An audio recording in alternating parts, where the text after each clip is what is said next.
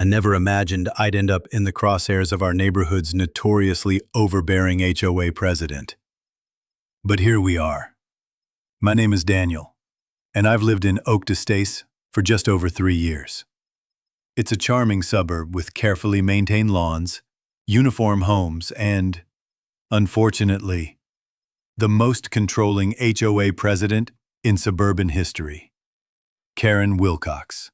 Now, while I do live in this neighborhood, my actual job is running a land development firm that handles property surveying, management, and compliance with construction laws. I don't flaunt it, mainly because I prefer to separate work and personal life. That is, until Karen made it impossible. It began last Tuesday. I received a very official-looking envelope in my mailbox. Inside was a printed notice citing my front lawn as being 1.25 inches taller than HOA regulations allowed. Yes, precisely 1¼ inches. The notice demanded I fix the issue within 48 hours or face a $150 fine, plus $25 per day of continued violation. I reread the letter, unsure whether to laugh or scream. The next morning, as I was leaving for work, I saw Karen standing at the edge of my lawn with a small ruler. She wore khaki capris, a pastel HOA logo polo, and the sternest expression I'd ever seen. "Good morning, Karen," I said, trying to keep things civil despite the absurdity. She looked up, bob haircut swinging, and said, "Mr. Harrington, I see you failed to resolve your lawn height violation. I'm here to document the ongoing non-compliance." I walked over, careful not to trample the allegedly offending grass. "Karen, I only received your notice yesterday. The deadline hasn't even passed." The violation was first observed 3 days ago, she replied, flipping open a small notebook. The notice is a courtesy. The clock starts ticking when the infraction is seen, not when you check your mail. I took a slow breath. That's not how deadlines work, Karen. The 48-hour period starts upon notice receipt. Section 3, Paragraph 2 of the bylaws. Her eyes narrowed. She clearly wasn't used to being challenged with the rules she weaponized. "Regardless, your lawn is in clear violation." With that, I asked, pointing to her 6-inch plastic ruler. "This is a certified measuring tool," she declared, holding it like a holy relic. "A 6-inch ruler from Office Depot isn't certified for landscaping. Professional assessments require equipment that compensates for terrain variance." She flushed. "Are you questioning my methods?" "I'll take care of it tonight, Karen." "See that you do," she said, scribbling in her book before stomping off. "I even used commercial measuring tools to verify. Problem solved. Or so I thought. 2 days later, I got another notice. This time, my lawn was allegedly 0.25 inches below the minimum allowed height. Same fine structure. Now it was just farcical. I called the HOA. "Let me speak to Karen."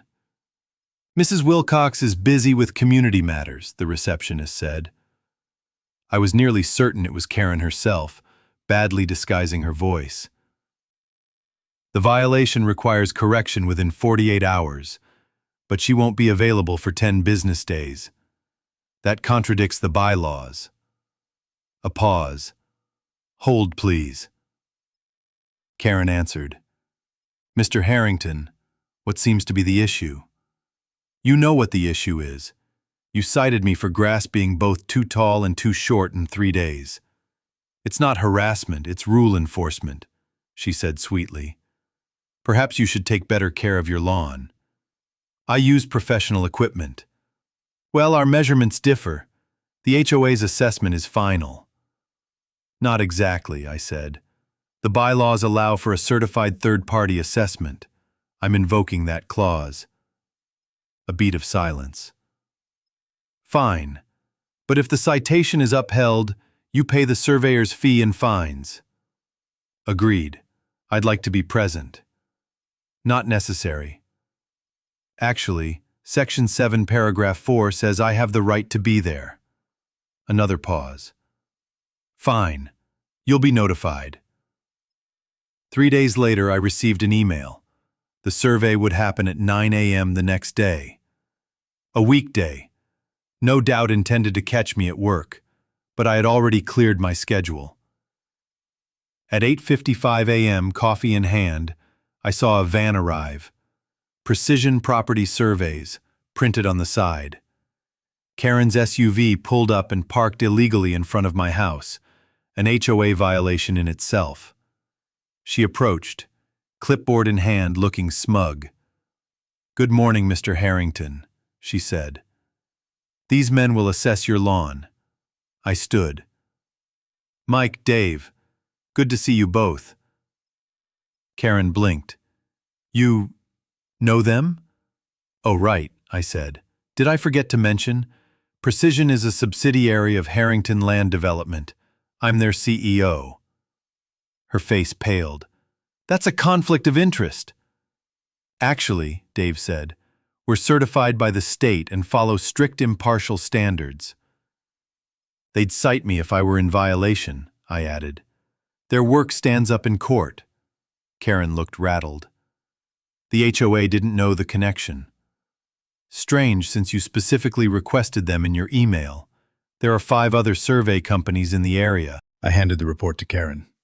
"As I said from the beginning." She snatched it, face red. "You'll be in violation again soon." "Karen, this goes beyond lawn height. You've ignored violations by others while targeting me. That's discriminatory enforcement, illegal under state law. I apply rules equally. Then why not cite yourself for that parking violation, or Mrs. Peterson's oversized hedges, or the Johnsons' unapproved satellite dish?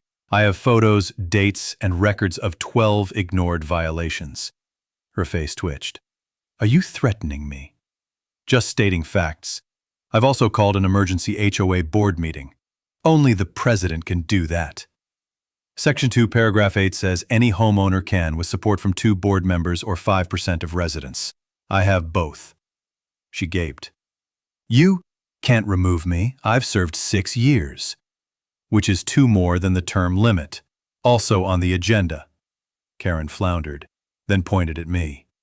"You'll regret this. No one humiliates me in my neighborhood." The next evening, the community center overflowed. Residents shared their own stories of Karen's abuse. Evidence was presented. The vote? 27-0.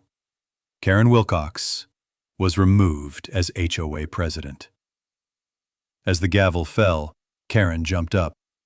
"This is invalid. Without me, this community will collapse. Insurance rates will rise.